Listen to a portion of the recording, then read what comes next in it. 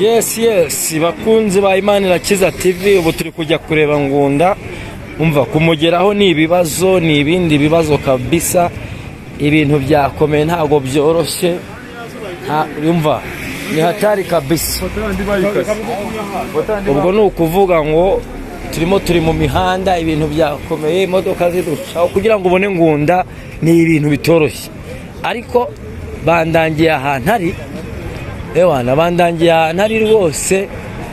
Naye ngiye kugenda mu Rwegitumo, yagenda mu Rwegitumo kabisa. Nziko ndamubona tu. Mukomeze mukurikirane Imana Irakiza TV, murakoze cyane. Narababwiye murambabwira, nzahora mbabwira. Ngewe nitwa Imana Irakiza aka Barayoga. Ibintu noneho nsanze Ngunda arimo. Ngunda mu Rwegitumo noneho. Ngunda Yo, bimeze bite? How are you, my friend? I'm good. I praise the Lord. Your baby say, my friend. Baby, niyo muri minsi nanjye nyine mbaye ndi. Am I like that? Uyu mugore se kumona nagusuje mwana wa mama. Witwa ndise? Berta. Wasra. None se nge uranzi se ngewe? Ni ikibazo kubutanze. Bamwita Barayoga. Ni minitwa aka Barayoga. Ubundi nitwa Imana Irakiza ariko aka Barayoga. None se ikintu nibaza, Ngunda ni inshuti yawe, n'umukunzi wawe niki? Ngunda n'umunywanyi wanjye. Abanyarwanda narababwiye ni ukuri kwa Mungu. Noneho ibi bintu Ngunda arimo sinzi ko bibo ibyihanganira. Ufite imyaka ingahe? 24. Waruzi karirimba? Ntago ndi. Anzi ko aririmba? Ntago ndirimba. Byatangiye ubundi uyu nguyu ngewe nziranye na nyina. Lese Ngunda si kwa kundi bavuga ngo no si ya majgambo wenda abanyumva ntibanyumve nabi. Naza gushaka umugabo. Nawe rero kuya mu biganza byanjye. Uramwishumbusha se cyangwa urumurera nk'umwana? Oya ntago ari umwana. Umwana. Abo bizwe. Zaze nkurabure wumve. Murakunda no umwana? Yamaye. Ntereka n'umukecuru. 24. Umukecuru nk'abandi rwose. None se ngewe nshaka kubaza Brita. Ngewe umbabarire mbwiza ukuri. Wabuze undi musore wakunda usibye Ngunda? Akunda watadira umusitari ugakunda. Umusitari ako kantu jombyemo ku musitari. Umusitari. Yewana Ngunda ariko Ngunda baramuzi ariko. Kuyi mihanda baramuzi rwose. Yahubwo ngewe narumiwe rwose. Mana y'isi n'ijuru. Nise Ngunda. Ubuse sha mwana mama, ibi bintu madamu wawe ibi bintu arabizi. Arabizi buriya rero kugira abagore babiri. Ntabwo ari ikibazo kugira ngo urugenda wiyandarika hirya no hino. Uragerageza ugashaka. Rero niwe ndimo guporopoza kugira ngo Nese harya ni wabatijwe? Narabatijwe. Ibyo bintu Ngunda ibyo bintu dini ntabwo ribyemera. Dini ntabwo ribyemera. Hase ni ngombwa ngo dukore iby'idini ryemera gusa. Wajya ureka tugakora ibyo twigira ku birenge by'abatubanjirije nka Salomo se? Salomo yari afite abagore 1000. Se wabara kurikiranya amakuru 1001 ya Abraham sogokuruza wo kwizera. Yagize gutya bayiroshyemo n'akahagayi kakoraga iwe.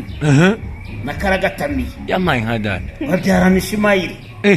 Se sogokuruza wo kwizera. Noneho mugiye kwica ibintu muhita mujya mu byanditswe. Basi wowe bizanye se?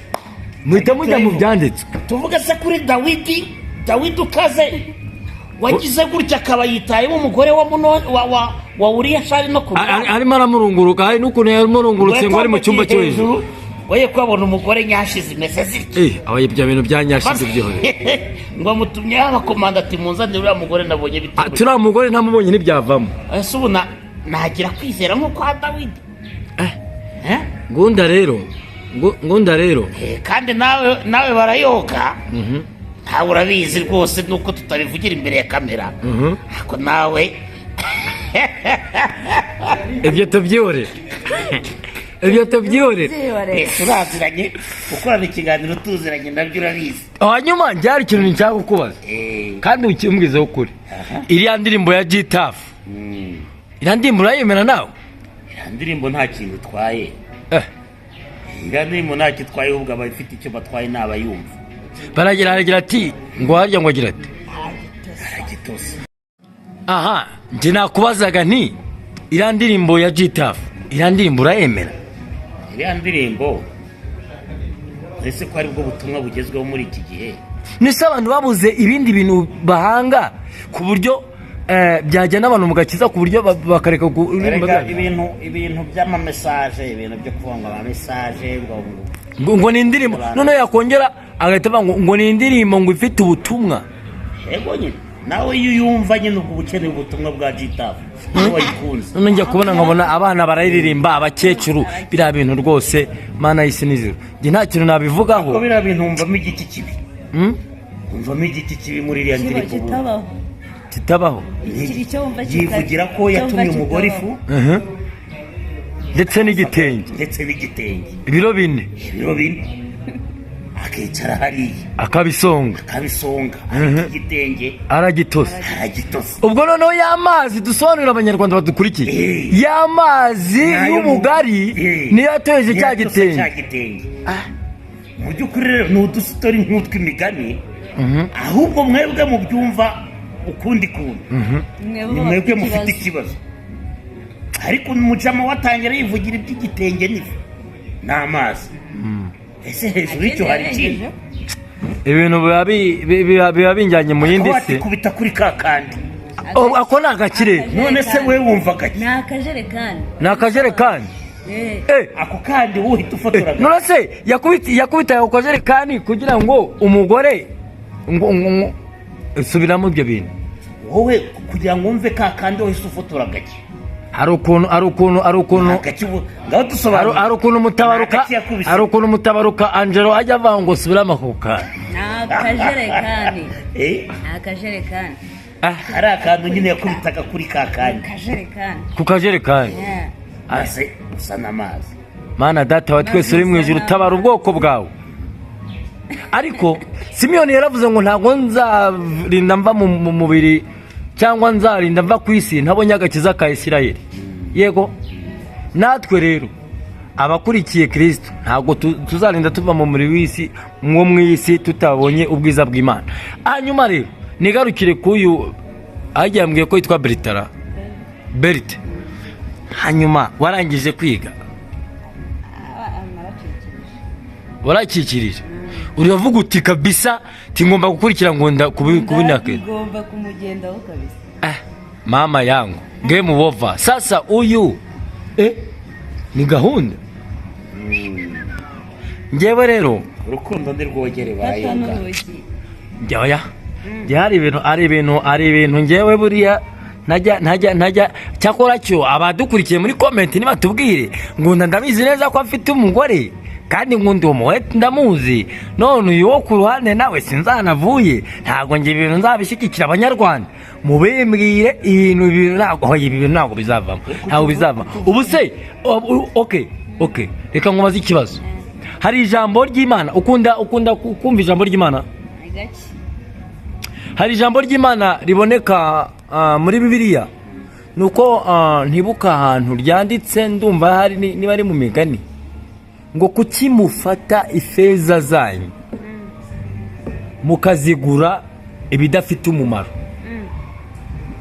ibyo bintu nawe urabyemera? ushatse kwa kuki dafite umumaro ari ngewe? oya no twebwe nk'abakristo ntabwo twemera amaherena.